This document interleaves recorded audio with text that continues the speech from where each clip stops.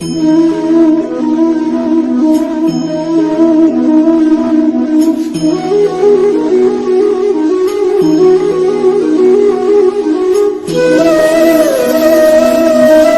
Hey guys, good morning. I hope তোমরা সবাই খুব ভালো আছো আর আমিও খুব ভালো আছি।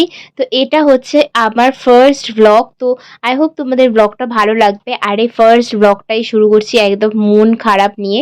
এখন বাজে হচ্ছে সকাল প্রায় 15টা বাজতে চাই। আমি 8টার সময় ঘুম থেকে উঠে ব্রাশ ট্রাশ করে নিয়েছি।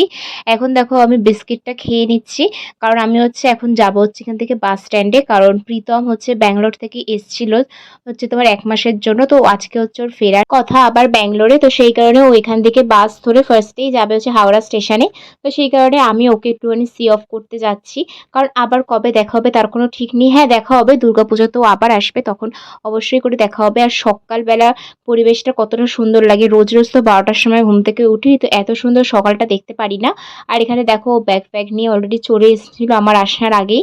আর আমি এখানে ওকে বলছিলাম যে তুমি বাসে উঠে যাও, কারণ এরপরে ফাঁকা বাস হয়তো পাবে না। কিন্তু ও পরপর 2-3টে বাস ছেড়ে দিচ্ছিল, কারণ ওর নাকি ভাল লাগছিল না, তো সেই কারণে। আর তারপর দেখো দোকান থেকে ও ট্রেনে খাবে বলে কিছু নিতে এসেছিল, আর এখান থেকে আমাকেও কিছু কিনে দিয়েছে। আমি যে ওকে বারবারই বলি যে তুমি আমাকে দেবে না, আমার কিছু লাগবে না, কিন্তু ও কোনোবারই কথা শুনে না। ও প্রত্যেকবারই যখন আসে তখন আমাকে যাওয়ার দিনকার কিছু না কিছু কিনে দেয়।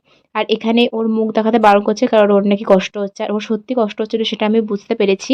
ও আমাকে বলছে যে তোমার তো কোনো কষ্টই হচ্ছে না, কিন্তু আমি জানি যে আমি যদি ওর সামনে বলি যে আমার কষ্ট হচ্ছে, তাহলে ও আরও অনেকটা বেশি কষ্ট পাবে। তো সেটা আমি চাই না যে ও অনেক বেশি কষ্ট পাক। তো এই দেখো আমাকে জিনিসগুলো কিনে দিয়েছে। আর এখন ওকে আমি বলছি তুমি বাসগুলো তাড়াতাড়ি করে ধরো, কারণ প্রত্যেকটা ফাঁকা বাস ছেড়ে দিয়ে পরে একটা ভিড় বাসে গেছে যেখানে কোনো বসার জায়গা ছিল না। তোমার সত্যি তখন খুব খারাপ লাগছিল। আর এখানে ওকে আমি বলছিলাম তুমি একটু ভিডিও করো আমার সাথে, দেখবে তোমার ভালো লাগবে মনটা। ও তবু বারবার করে ক্যামেরা থেকে মুখ ঘুরিয়ে নিচ্ছিল। আর এই যে এই বাসটা করেও গেছে, দেখো এই বাসটাতে বসার জায়গাই ছিল না, তো এই বাসটাতেই উঠলো। কারণ এরপরে যদি বাস না পায়, কারণ 10টা 48-এর ট্রেন, আর এখানেই অলরেডি তোমার 9টা 15 বেজে গেছিলো। তো সেই কারণে হাওড়া যেতেও তো কিছুটা টাইম লাগবে, আমাদের বাড়ি থেকে বেশিক্ষণ লাগে না, মিনিমাম আধ ঘন্টা 45 মিনিট এরকমই লাগে ভালো বাস চললে। তারপরে তো ও চলে গেল, আর আমিও বাড়ি চলে এলাম।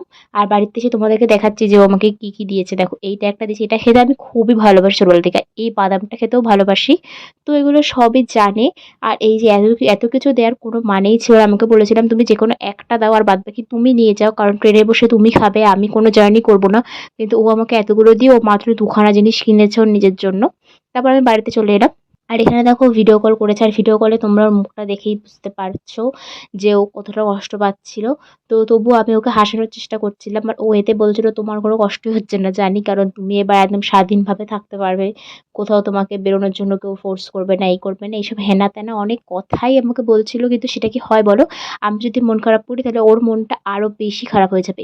আমাদের বয়ফ্রেন্ড বলো, হাজবেন্ড বলো, যারা আমাদের থেকে দূরে থাকে, তাদের কাছে কখনো, আমরা তো মেয়ে, আমরা নিজেদের ইমোশনগুলোকে চেপে রাখতে পারি। হ্যাঁ, ছেলেরাও পারে, কিন্তু প্রিয় মানুষটার কাছে কেউই পারে না। কিন্তু সেই কারণে যে কোনো একজনকে স্ট্রং থাকতে হয়, তা নাহলে সবাই অনেক বেশি ভেঙে পড়ে। তারপর আমি দুপুরে লাঞ্চ করে নেওয়ার পরে সন্ধ্যেবেলা মা দিয়েছিল তড়কা আর রুটি, তো সেটা দিয়েই মানে তোমার সন্ধ্যেবেলার খাবারটা খেলাম। তো চলো দ্যাটস ইট, আজকের মতো ব্লগটা এখানেই। আই হোপ তোমাদের আমার এই ফার্স্ট ব্লগটা খুব ভালো লেগেছে। হ্যাঁ, আমি ও থাকাকালীন অনেকগুলো মিনি ব্লগ করেছি, সেগুলো আস্তে আস্তে করে পোস্ট হবে। ভেবেছিলাম চ্যানেল খুললে তারপরেই পোস্ট করব। তো চলো that's it, bye bye, tata.